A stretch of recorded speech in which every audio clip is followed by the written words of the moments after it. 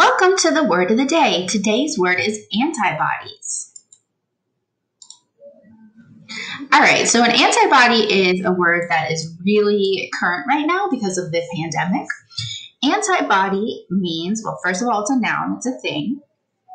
What it means is a protein produced in the blood or in tissues in response to the presence of a specific toxin, foreign blood cell, or other antigen. Antibodies provide immunity against certain microorganisms and toxins by binding with them and often by deactivating them. So what this means is when your body, your immune system, encounters something foreign, something that is not meant to be there, it will produce these proteins in response. And the point of these proteins is to disarm and essentially prevent this foreign microorganism, this foreign whatever it is, if it's a virus, if it's a germ, if it's a bacteria.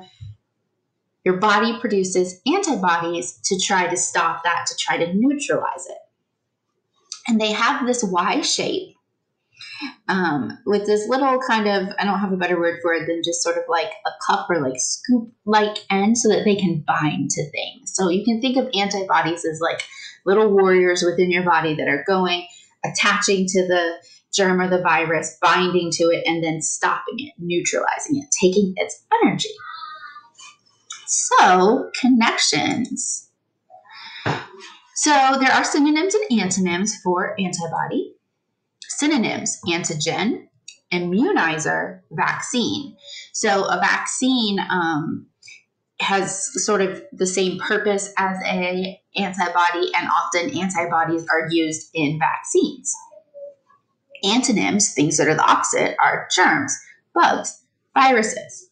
And this is another diagram of what an antibody looks like. See how it is Y-shaped.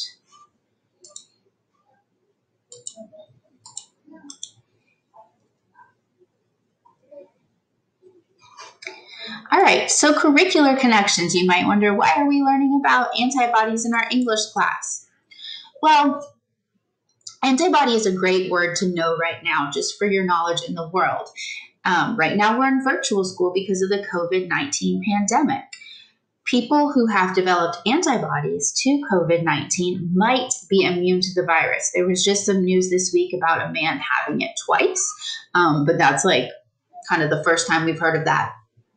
The idea is that if you have the virus or if you're exposed to it, you'll develop antibodies, and that could prevent you from getting sick.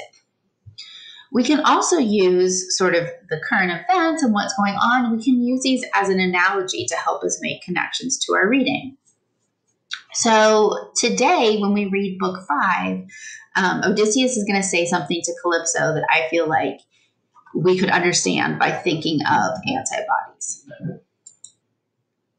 All right, so when we finish book 5 today, Odysseus is going to tell Calypso, look, I know you're trying to protect me, but think of all the hardships I've already overcome. I've already been through war, won the war. I've already gone against the Cyclops, gone through all these obstacles. He's going to say, like, I've already gone through all these difficult things, and I've come out stronger. He says he can withstand the hard times ahead because of the hard times he's already endured. So an analogy to that is really, if you think about the body's immune system, it's almost as if Odysseus is saying, by withstanding these obstacles, he's developed antibodies so that when he has to withstand more obstacles, he already knows he can do it. So it's like we can make an analogy between his philosophy right here and the body's immune system. Another place we see a thought like this is in the common phrase, what doesn't kill you makes you stronger. Literally, that could be talking about antibodies. If you have a virus and you beat the virus, your body develops antibodies to help fight it off next time. I wanted to show you this other picture I found, which I thought was funny.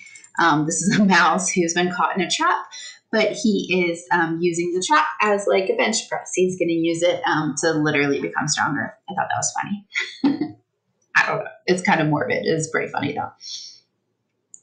All right. So just a couple more things, just some examples. Nope. this way. Nope. Sorry, guys.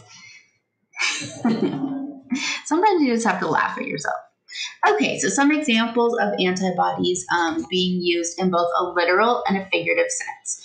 So first, in the literal sense, if you were to look at the news today, and I'll do that in just a second, you'll see the word antibody popping up in the news because of the coronavirus.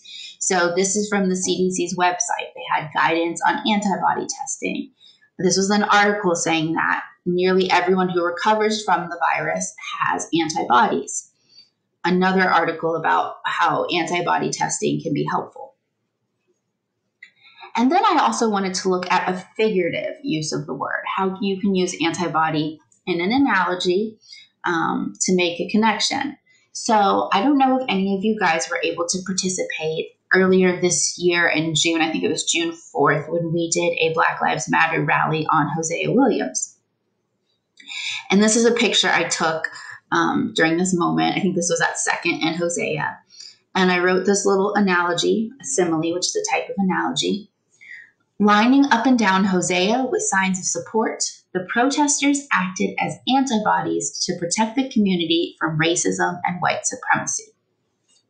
The idea being that standing there with our signs, we're even making this Y shape, and the idea is like saying to anyone who would try to come into this community with these racist thoughts, like, we're not going to stand for it. So sort of as a guard and a shield, standing up for what we believe is right as a community.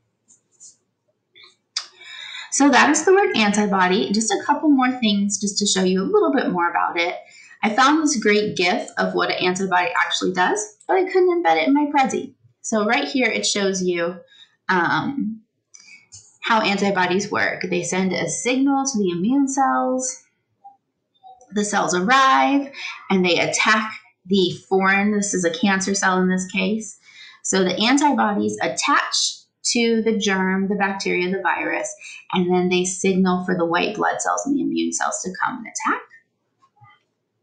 Just like I said, if you were to go and look at the news, right? If you were to type antibody into Google News, there's so much news featuring this word right now. So that's why, even though you would think this is a science term, it's good for us to learn it in an English class, because English is all about reading and understanding the world around us, and we want to understand what an antibody is to be able to keep up with current news.